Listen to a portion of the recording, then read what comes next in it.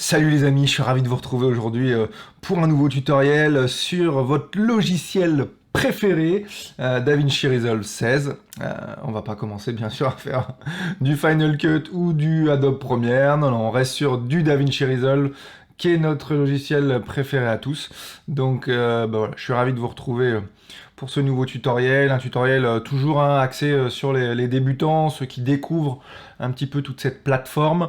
Et aujourd'hui, on va se concentrer sur l'interface Fairlight, puisque vous savez qu'il y a beaucoup de choses que vous pouvez faire dans DaVinci Resolve, à la fois Fusion pour les effets spéciaux et l'intégration de Fairlight, qui est un logiciel entier à lui seul, hein, quasiment, pour pouvoir traiter tout ce qui est sound design, vos sons, vos musiques, etc., etc., en profondeur. Donc voilà les amis, on va faire ça aujourd'hui. Je m'excuse si en ce moment je poste pas beaucoup de vidéos, mais j'ai vraiment beaucoup de travail avec les castings qui sont revenus, des gros castings pour Netflix, là je caste pour TF1, etc. etc. Donc beaucoup de travail, et puis je prépare également, je vais être absent en 3 semaines, puisque je prépare la formation pour être pilote de drone. Donc voilà les amis, que vous sachiez tout. Donc aujourd'hui, Fairlight. On va voir un petit peu la découverte de l'interface. Petit aparté les amis avant qu'on commence, les images que vous voyez à l'écran, le son et tout ça, c'est-à-dire le projet en entier, c'est un projet qui est initié par Blackmagic Design, hein, qui est le propriétaire de DaVinci Resolve. Et en fait, ce qu'ils ont mis en place, c'est que sur leur site internet, vous trouvez ce genre de choses, qui sont des PDF. Il y a un PDF par catégorie de DaVinci Resolve, c'est-à-dire vous avez un PDF là complet sur Fairlight, vous en avez un complet sur Fusion, un sur le montage, un sur la partie cut, etc., etc. Donc c'est la possibilité pour vous, là pour le tutoriel que je vais faire, eh bien, de suivre avec les images qui sont dedans, hein. Il suffit simplement d'aller un tout petit peu plus loin là dans le PDF, et puis vous avez les adresses pour pouvoir télécharger les fichiers. Et d'une manière générale, je dirais que c'est une manière pour vous de pouvoir, si vous avez le temps, bien évidemment, je dirais, faut quand même des dizaines d'heures, voire peut-être des centaines d'heures, j'en sais rien, pour pouvoir apprendre tout ce logiciel. Mais c'est la possibilité pour vous de le faire en toute autonomie, en toute gratuité, puisque ces PDF-là sont à télécharger sur le site de Blackmagic. Ils sont malheureusement en anglais, hein. Blackmagic c'est une marque australienne, donc si vous comprenez l'anglais, que vous avez beaucoup de temps devant vous, et que vous avez envie de suivre ça pas à pas, mais vraiment pas à pas sur un PDF, eh bien vous pouvez construire tout ce que vous voulez avec ce logiciel. Donc hop, moi je vais le fermer. Donc ce que vous voyez ici, c'est simplement les fichiers que j'ai téléchargés sur leur site, qui sont en accès libre pour pouvoir profiter de leur formation gratuite.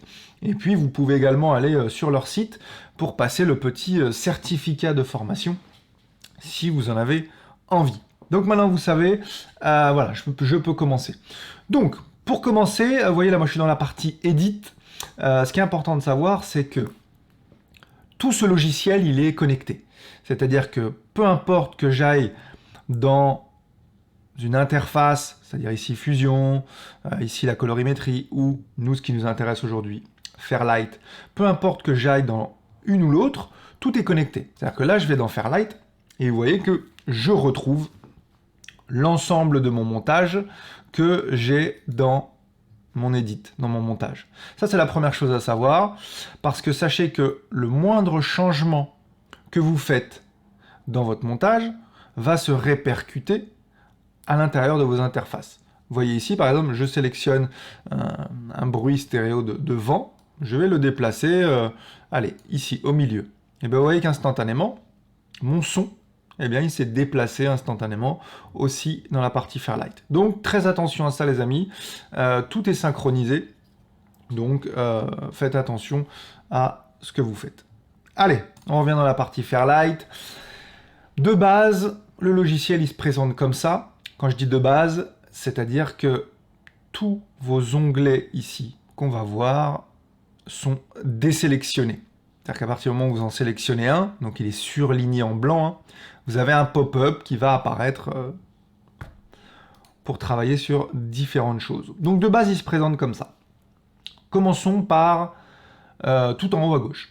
Ici, vous avez votre Media Pool. Le Media Pool, c'est pas quelque chose qui vous est inconnu, parce que si vous avez suivi encore une fois les tutoriels que j'ai fait avant, le Media Pool, vous savez que c'est là où sont nos fichiers. Donc je vais cliquer dessus. Vous voyez que le pop-up s'affiche, hein, j'ai exactement la même chose quand je clique sur mon Media Pool dans ma partie montage. D'accord? J'ai mes fichiers qui se retrouvent ici. Si j'enlève Media Pool, voilà, on n'a plus les fichiers. D'ailleurs, ça m'avait été posé comme question. Pour pouvoir bénéficier de l'entièreté de votre timeline en grand, ben, il vous suffit de tout désélectionner ici, parce que sinon, vous voyez, les pop-ups s'affichent et vous n'avez pas l'entièreté de votre timeline. Aparté fini, je reviens sur Fairlight. Donc, le Media Pool, c'est là où vous allez avoir vos fichiers. C'est structuré exactement de la même façon que de l'autre côté, au niveau du montage. Vous retrouvez ici vos médias, voilà, vos audios et vos vidéos. La chose à savoir sur Fairlight, pour la partie vidéo, c'est que vous voyez la différence, ça c'est important de le comprendre, sinon vous allez me dire, mais ils sont passés où mes clips? Vous voyez ici, j'ai beaucoup de clips, ce sont des clips vidéo, j'en ai beaucoup. Quand j'arrive dans la partie Fairlight, ici, je me retrouve simplement avec 5 clips. Pourquoi? Où sont passés les autres? Eh bien, tout simplement, Fairlight, et ça, il faut bien le retenir, Fairlight, vous ne retrouverez les vidéoclips simplement ceux qui bénéficient d'un son qui est associé. C'est-à-dire que si vous avez pris votre caméra et que vous avez enregistré, je ne sais pas moi, la rue devant chez vous, et que y a le son du caméscope qui enregistre de votre caméra qui enregistre avec, vous allez retrouver votre vidéo ici. Par contre, si vous avez utilisé votre caméra et que vous avez fait par exemple un 120 fps, c'est-à-dire que vous faites un ralenti avec votre caméra, généralement les caméras ne prennent pas le son quand il y a du ralenti. Et donc vous allez vous retrouver ici, votre clip il n'apparaîtra pas. Donc ça, important de le savoir. Donc ici, une structure normale, votre Media Pool. Je le désélectionne.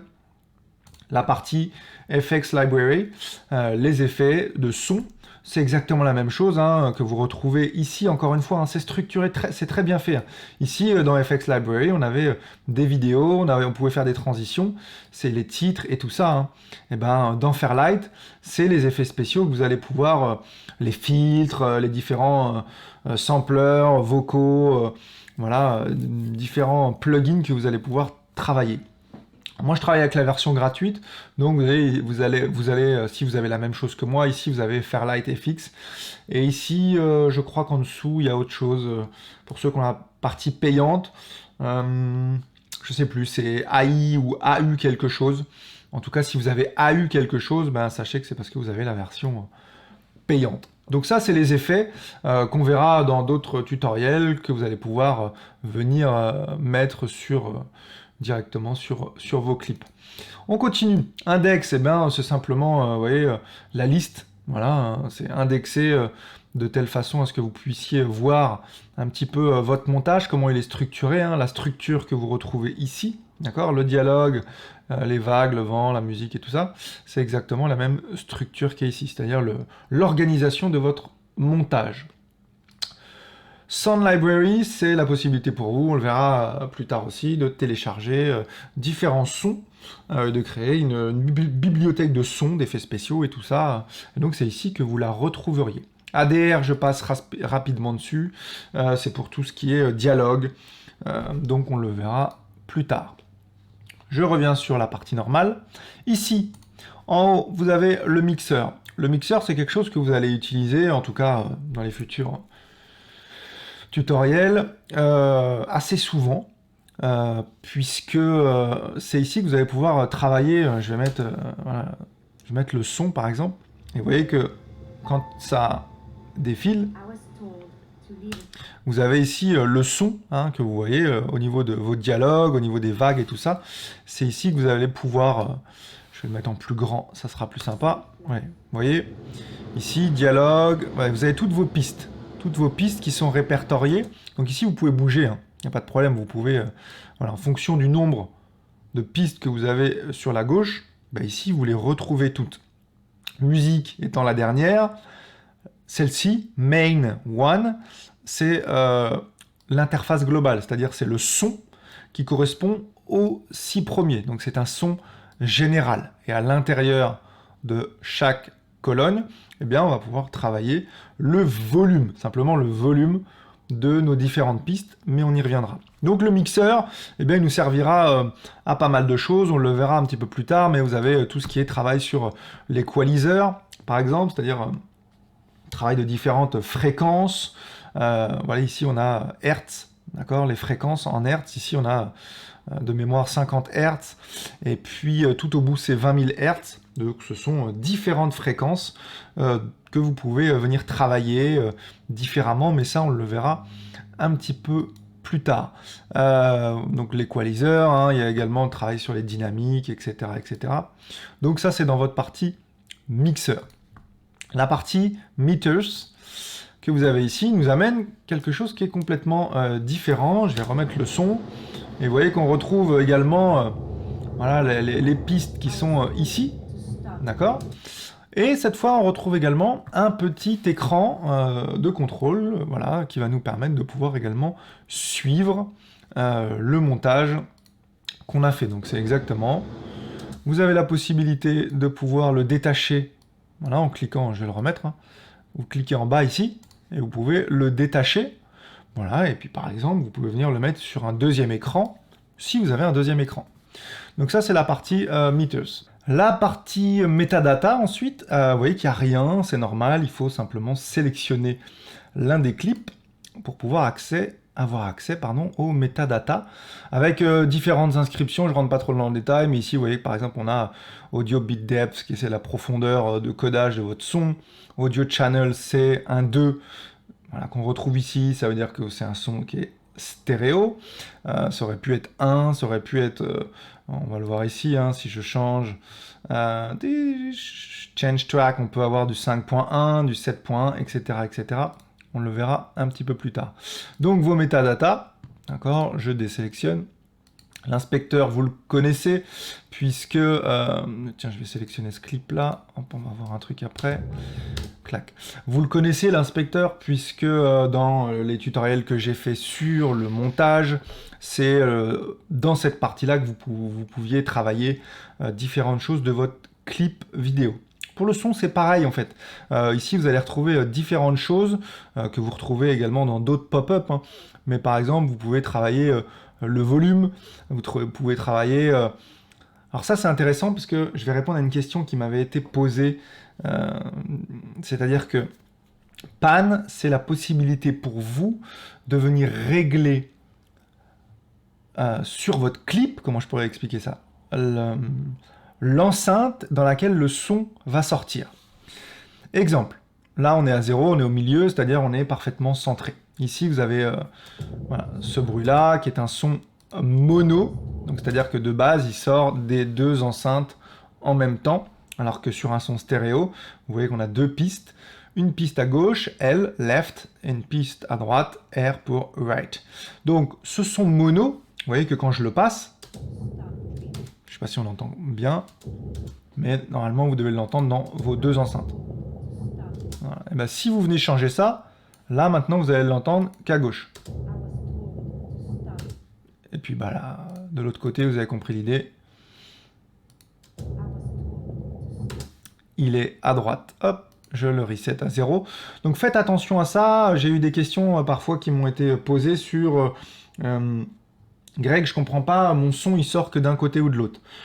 Ça arrive parce que les réglages de base des caméras d'aujourd'hui, quand elles sortent un son, eh bien parfois c'est pas forcément un son qui est mono.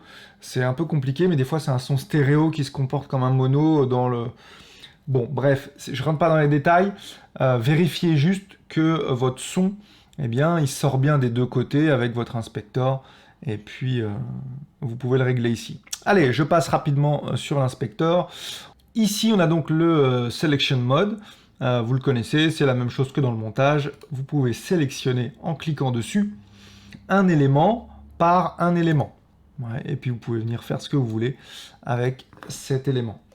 Celui qui est à côté, il est un peu plus tricky, on va dire, c'est pour venir, le Range Selection Mode, c'est pour venir sélectionner une zone.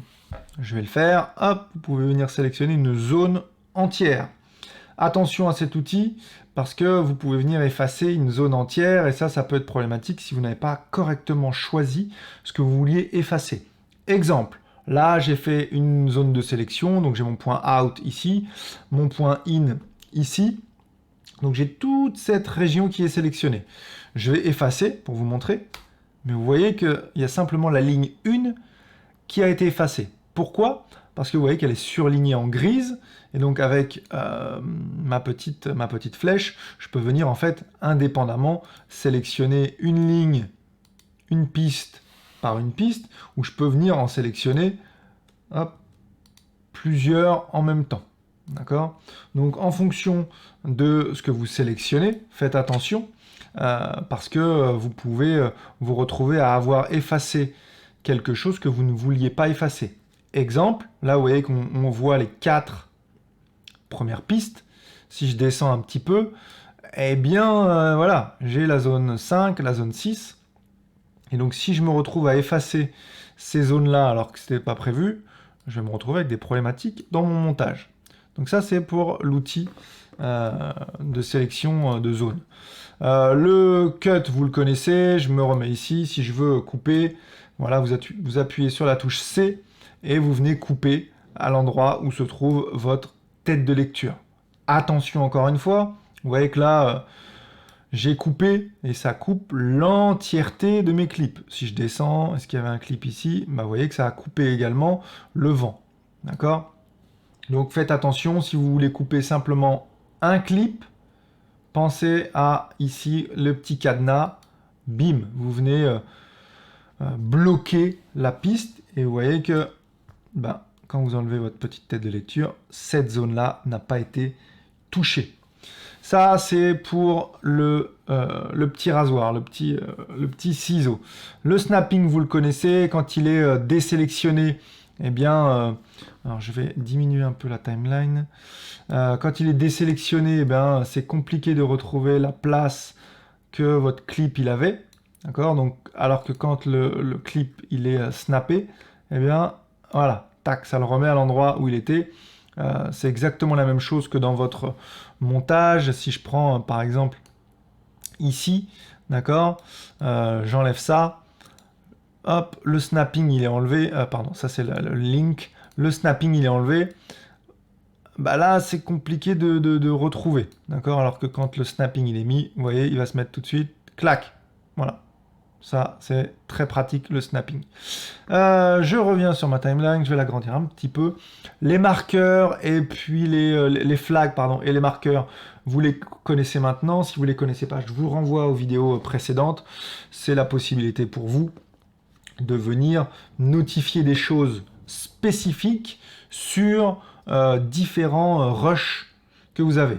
Par exemple, ici, j'avais sélectionné, moi, ce rush-là, et puis je suis venu mettre un petit drapeau, et quand je clique sur ce drapeau, double-clic gauche sur ce drapeau, eh bien, j'avais noté que il fallait monter le son pour cette partie-là. Mais vous pouvez noter ce que vous voulez, et puis vous pouvez également choisir la couleur que vous voulez.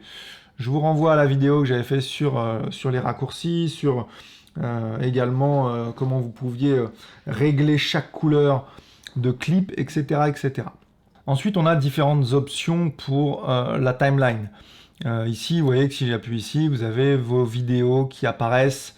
Vidéo 1, 2, 3, c'est la possibilité pour vous de voir vos vidéos.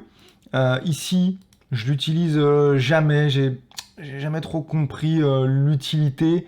Vous voyez que là, c'est la tête de lecture qui bouge, alors que si je désélectionne, eh bien, en fait, c'est la piste qui bouge et la tête de lecture, elle, qui reste en place. Bon, moi, je préfère toujours travailler avec la tête de lecture. Le reste, j'ai pas encore trop compris à quoi ça servait. Scroller, si vous appuyez dessus, vous voyez que vous avez ici en bas les vignettes qui viennent s'afficher. Ça peut être intéressant pour vous si vous voulez voir. Sachez que vous avez toujours votre moniteur ici. D'accord? Si je clique sur le 2, eh bien, vous avez cette fois la forme d'onde qui apparaît, d'accord? Donc là, vous voyez, en plus, A1 dialogue, vous savez que ça correspond à ce qui est en train de se diffuser ici. Si vous cliquez sur les deux en même temps, eh bien, vous avez, en plus de la vidéo, vous avez le son qui apparaît. À vous de voir en fonction de vos préférences. Et puis Audio View Option, vous voyez ce qui se passe au niveau ici par exemple. Eh bien vous voyez, c'est simplement les formes d'ondes que vous pouvez venir modifier. Pareil ici, faites vos tests. Zoom Preset, eh bien vous voyez, c'est la possibilité pour vous de venir travailler sur le zoom, les différents zooms, voilà, du plus petit au plus grand, de votre timeline. D'accord? Plus j'avance, plus ma timeline est toute petite. Vous voyez, là, elle est un peu petite. Là, je grossis ma timeline, etc. etc. Je vais la remettre sur le 3. Donc là, rapidement. Ici, vous avez la possibilité de venir travailler sur vos clips en hauteur. Ça, vous connaissez. C'est la même chose qu'on retrouvait de l'autre côté. Hop. À côté, eh bien, c'est pour pouvoir étirer vos clips. Donc voilà, hauteur et puis largeur. Ici, sur la partie à gauche, eh bien, vous pouvez retrouver pas mal de choses. Vous pouvez ajouter différents types voilà, de tracks, de pistes. Voilà, vous pouvez venir changer leur définition, si c'est une piste en mono, une piste en stéréo, 5.1, etc. etc. Vous pouvez venir l'effacer, vous pouvez changer la hauteur, c'est-à-dire là, vous voyez, je n'ai pas mis, mais vous pouvez hop, décider qu'elle soit toute petite, par exemple, si vous voulez venir, moi je vais la remettre en médium. Vous pouvez changer la couleur, vous voyez, qui correspond au type de couleur que vous avez mis sur vos clips. Vous retrouvez la couleur ici sur le côté. D'accord? Et puis, voilà, vous pouvez également changer différentes choses. Pour finir, ici, bah, comme d'habitude, vous pouvez bloquer votre piste. R, c'est en relation avec ce que vous allez transmettre à Fusion au niveau du son. Solo, c'est pour décider de ne jouer que cette partie-là. Et Mute, eh bien, c'est la possibilité pour vous d'effacer, enfin d'éteindre le son pendant que vous visionnez une autre piste. Voilà les amis, un petit peu pour cette découverte de Fairlight. Encore une fois, Fairlight, c'est un logiciel à part.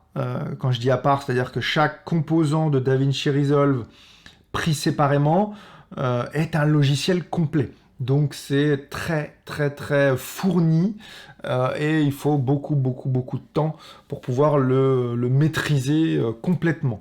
Donc patience, il faut du temps et ça viendra. Donc on y va petit à petit et il faut de la pratique, encore une fois, il faut de la pratique tous les jours pour pouvoir maîtriser tout ça. Parce que c'est vraiment... et c'est ça qui est super, c'est vraiment très complet DaVinci Resolve. Voilà, vous pouvez monter, vous pouvez faire vos effets spéciaux, vous pouvez travailler votre colorimétrie, travailler votre son, tout ça dans le même logiciel.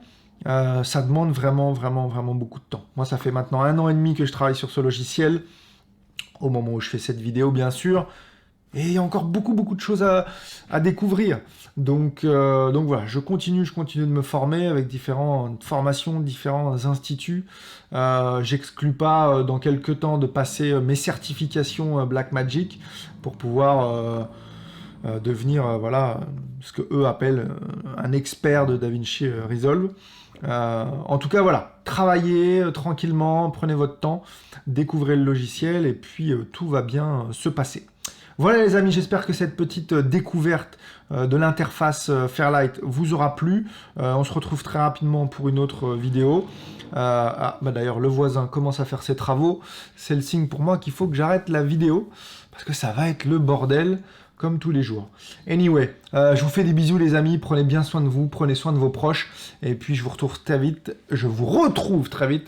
pour une prochaine vidéo. Si vous avez aimé, comme d'habitude, le petit like, le petit partage. Voilà, à l'heure où je fais cette vidéo, on est maintenant plus de 1000 sur cette chaîne. 1000 merci à tous pour votre bienveillance et vos sourires. On se retrouve très vite les amis, je vous embrasse. Ciao.